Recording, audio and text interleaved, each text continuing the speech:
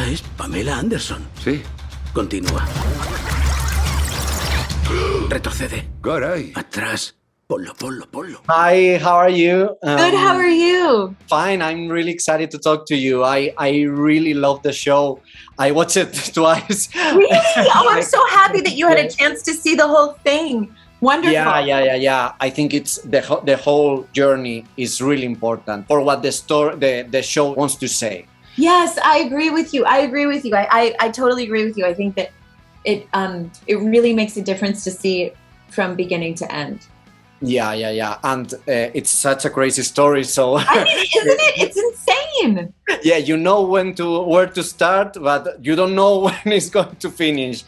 So amazing. Congratulations. Thank you. I really appreciate it. So I wanted to ask you, why do you think it's important for the show to show us another female character like yours that has choice, and even in an industry like the adult film industry, Pamela didn't have any choice and any voice in everything that happened. Why do you think it's important that we see Erica, for example, having the voice on set? I mean, I love that, because what you just articulated, the difference between Pam and Erica, and Erica coming from a place of choice and consent, and even enjoying her work, taking pride in it, as her work as a sex worker, as an actress in the adult entertainment industry, is a really important point of view and contrast to Pam, who is being exploited and really victimized, the victim of a fucking criminal crime, the victim of a serious crime, which was mind-blowing to me. I had no idea that tape came out into the world because they were burglarized. It was stolen out of their home. But I just think that Erica is able to speak from a first-person perspective about what being an adult entertainer is. She can clearly say and explain to Rand and the audience what it is not, and what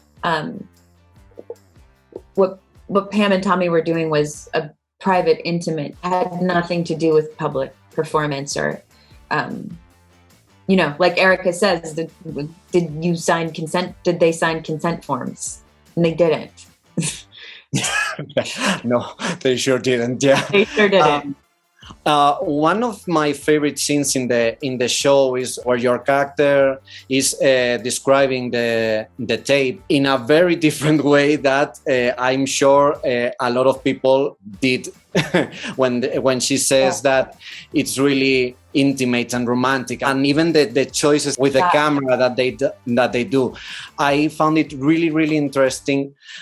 And I also was wondering, how did you approach the real tape during production? Did you see some clips of it to know what you're talking about, or did you put it aside and just? Yeah, of course. Yeah, no, I definitely watched it. So I knew, I definitely watched it. And I love that scene that you're talking about too. One of the other things that's interesting that the show doesn't really touch on, but is sort of an interesting grace note to understanding Erica, is that this woman went on to become one of the first females to direct pornography. So in that moment, it's like an interesting homage that the writers are playing to her, the journey that she's going to have later on down the road, because she's seeing, like you said, she's seeing the tape through the lens of artistic choices, which is certainly different than the way a lot of people saw it. But I also really think it's a beautiful perspective. It's a feminine perspective. And she really does hit on something that's so real, that the reason that tape was so captivating, to everyone, was that it was deeply intimate. They were so in love. And then it loops back to why it's such a like disgusting tragedy that it accidentally ended up in public, because it was just such a private thing between two people.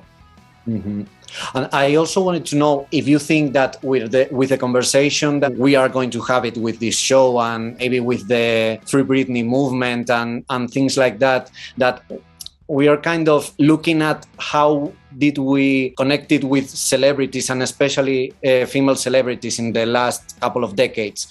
Do you think we are having now maybe a healthier relationship with celebrity culture, or do we have room for improvement still? Well, I think that it's really interesting as we grow as a culture, or as we grow as an individual grows, I guess I'll just speak for what I actually know, is that going back and revisiting the past with the information that we have in the present often changes our experience of the past, or can update it, and we can grow because we have a better understanding of what was actually going on. And I think that that can happen as a culture too, as a collective. Like we're learning where we really fucked up and where we have been fucking up.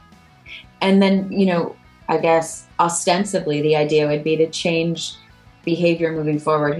Who knows if that can happen? But I mean, it is an interesting thing. It's evolution. It's changing. It's growing.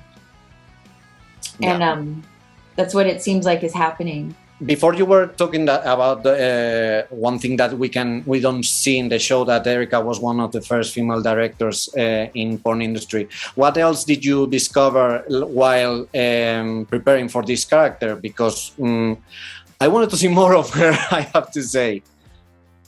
I know, I wanted to too. I want there to be an Erica Gauthier spin-off.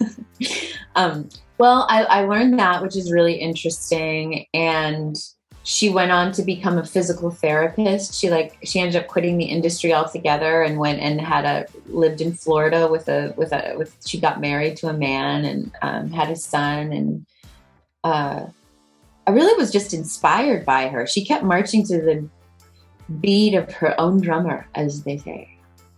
Yeah. She just really had her own vision of her life and kept moving in the direction of it. Mm-hmm. Yeah, and it shows in the show, I have to say. So, I'm happy to hear that. Yeah.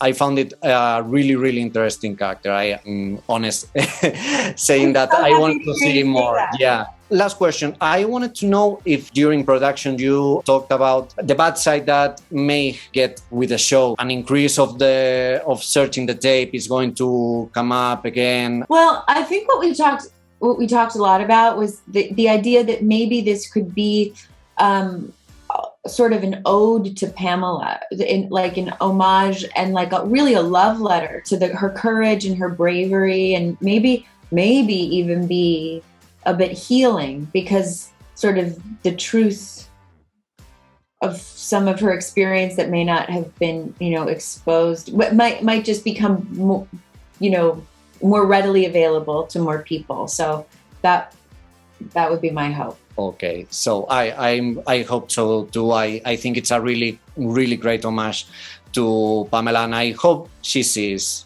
if she's ready. Yes. So thanks again, Taylor, for this wonderful interview, and again, congratulations for this wonderful show. It's so nice to chat with you. Thank you so much. Esa cinta sigue rulando cada segundo que pasa. Nena, la recuperaremos. Claro que me importa. Yo salgo en ese vídeo igual que tú. No, igual que yo no.